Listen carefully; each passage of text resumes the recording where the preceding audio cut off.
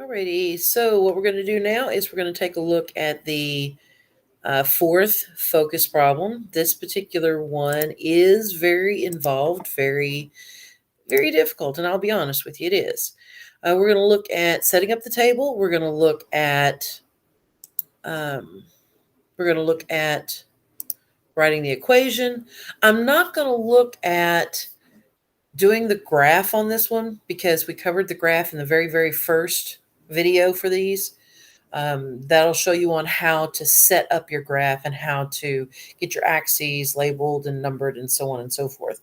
My focus on this one is number one, getting the table set up, and number two, writing the equation. And then the last part, we will look at answering the question on did she meet the requirements set by the company. So here's the problem. It says Arwen owns a franchise of a popular electronics repair chain that will go to the customer's location for service calls. She randomly selects 5 sales tickets from her store to see if her pricing structure meets criteria established by the company.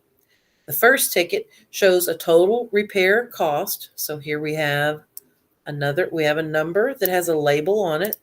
That label has a dollar sign, so we know we're going to be comparing dollars to something. For 8.5 hours of work. So there's another number with a label. We're going to be comparing in this problem money to time. A second ticket showed that 3.5 hours of work cost $75.70. 2 hours of work. Now here you got to be careful because some of these problems will write the numbers out in word form. So if you just scan, you may not catch it. Make sure you're reading it closely. 2 hours of work costs $53.95. And 5 hours of work costs $97.45. The final ticket showed that 1.5 hours of work, so there's another number, 1.5 hours worth of work, ran the customer $46.70. All right, this says the final ticket. That means that's the end of the information they are giving you as input into solving the problem. The question says, did Arwen's pricing structure meet the company's criteria if she is supposed to be charging customers at least $13, but no more than $15 per hour for labor? This is not what's going to go in the table. This is once you figure out how much she's charging, compare it to this. And then between $24 and $27 for the service call itself. The way repairs tend to work is that whoever you have coming to your location to repair it, they're going to charge you a fee just to come out and see what's going on. Then they're going to charge you a fee for repairs, and those repairs will be per hour kind of situation.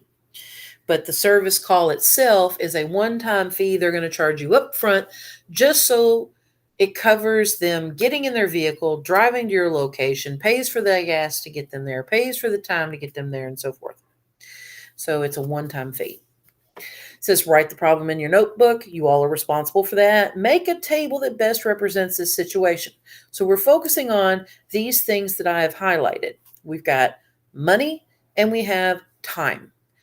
Again, we've gone over this in the previous videos. We've gone over this in class. More often than not, time will go on the left side. Money will go on the right side of the table. So let's get the table set up here. We have focus problem. So focus problem number 4. Our table is going to compare the time, and in this case, the time is in hours, to the cost, so the total money paid. Alrighty, you want to start out with 0. And then you want to start with going to put in the information you are given. I'm going to go ahead and do this to keep things lined up this time. According to the problem, does not give us the zero amount. So we can't tell right off the bat whether or not this is a proportional situation. We don't know that at zero time it costs us zero money. We don't know that yet.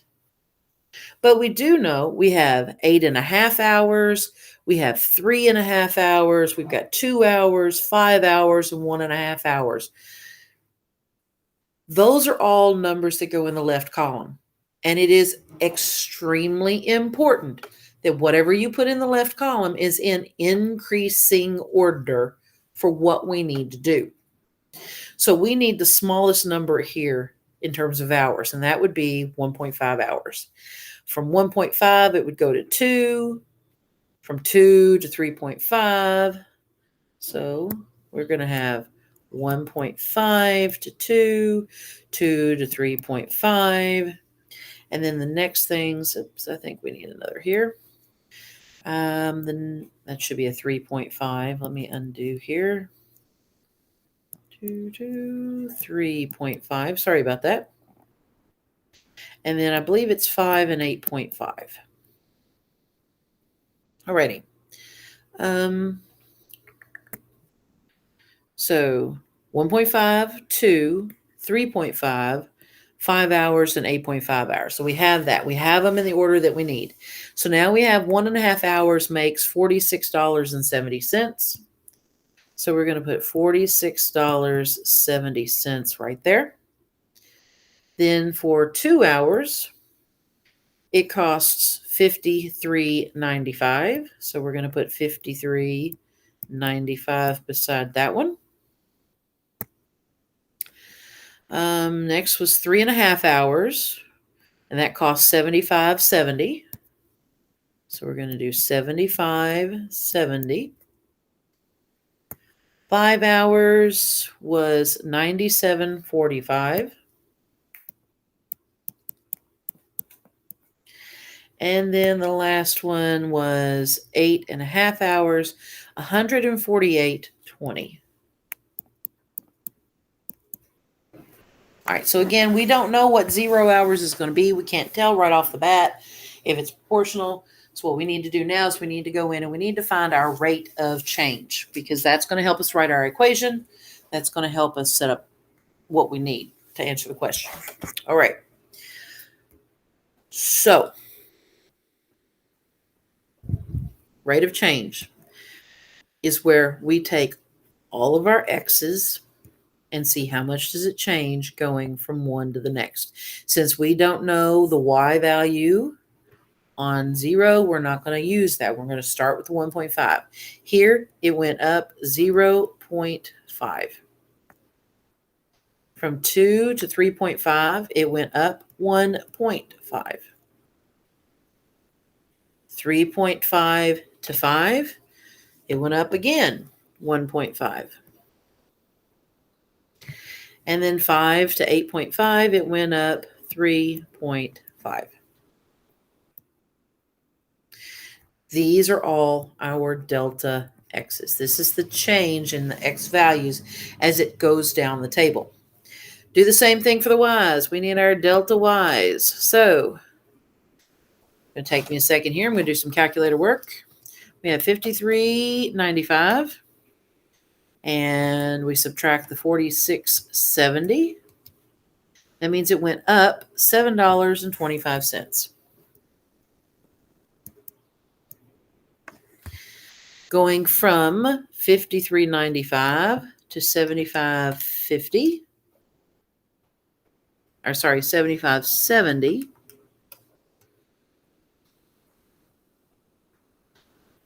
$53.95 means that it went up $21.75.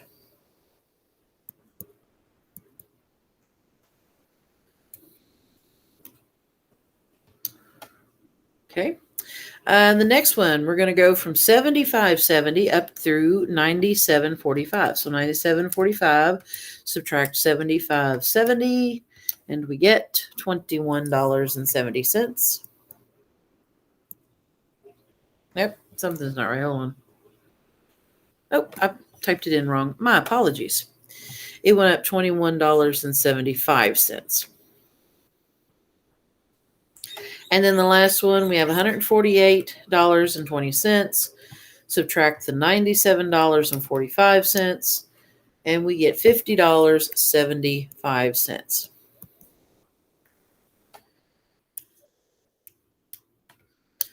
Okay, to get the rates of change, we're going to take all of the y's, divide them by their corresponding delta x's. I'm sorry, all of the delta y's, and divide them by the delta x's. So we're going to take $7.25 divided by 0.5. This is going to be our rate of change, which is delta y over delta x. Divide that out, put the top number in first, 7.25 divided by 0.5, and we get 14.5.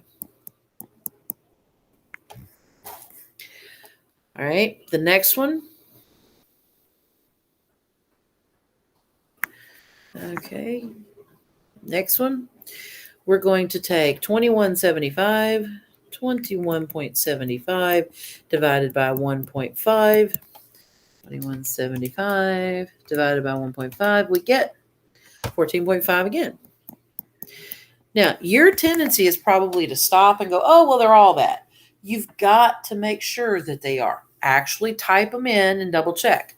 Now, the next one, 21.75 over 1.5 is the same as what we just did, so there's no different there. But we do need to check this last one and make 50.75 divided by 3.5. Make sure that it gives us 14.5. So 50.75 divided by 3.5 is $14 or 14.5. All right. That's our rate of change. We know we do have a constant rate of change. So we know that our equation is going to start out as y equals 14.5x. Now, we don't know what number to add at the end yet because we don't know what that 0 is. So we're just going to put plus, and we're going to put a box there. But we have enough information. We can figure out what should go in that box. We have all of these ordered pairs up in that table.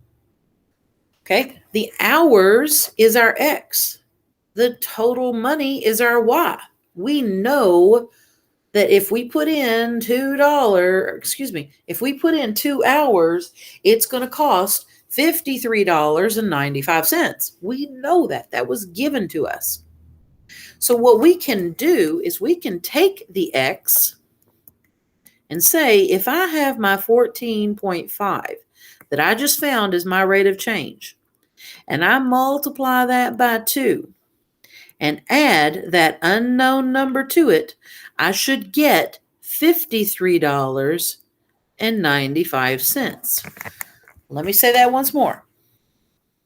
We know that if we put $2 in for X, 2 hours in for X, and multiply it by our constant rate of change, 14.5, it will give us that total cost, the Y value of $53.95. We know that if we do that, 14.5 times 2, added with that unknown number, we get the output in the table.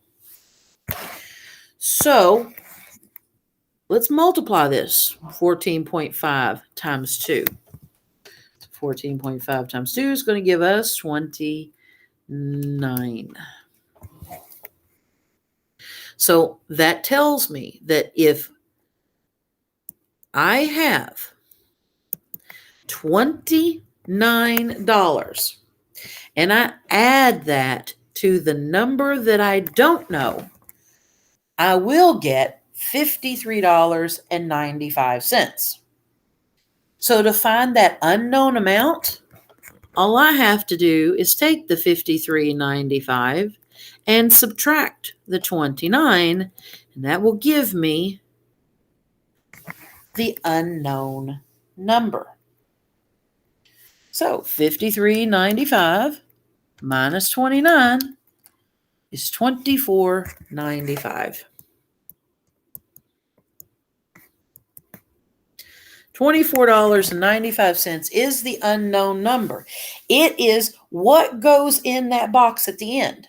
And we know from the previous work that the number in that box at the end is the value of y when x is 0. So $24.95 is the value of y when x is 0. It's what goes at the end of the equation, $24.95. Okay, so if we know that goes at the end of the equation now, the full equation is y equals 14.5x plus 24.95. That's going to give us the equation. We still have to answer the question. The question says,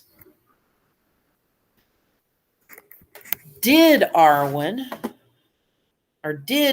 pricing structure meet the company's criteria? That is the actual question.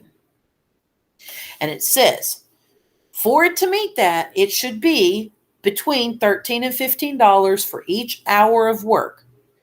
In other words, the number that's multiplied by x, because x represents the number of hours, that number in front of x should be between 13 and 15. And if we look at our equation, let me find a highlighter. If we look at our equation, well, that's not going to do it. Let me just go ahead and draw it in. Undo. There we go. Change the color. All right. So if I look at this number right here, 14.5. The smallest it should be is 13. The smallest it should be is 13. The biggest that it should be is 15. So does 14.5 fall between 13 and 15? And the answer is yes, it does. Okay, so that's the first part of the criteria.